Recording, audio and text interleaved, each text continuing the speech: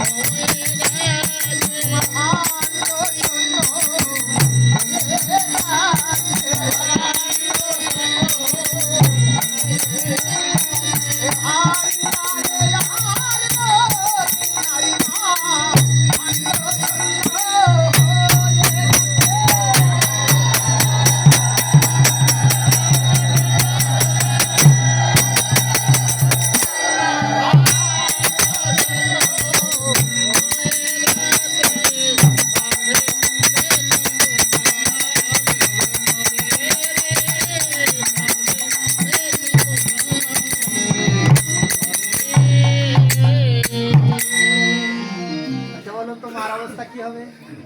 হ্যাঁ, আমার নবলক্ষ ধেনু নবনী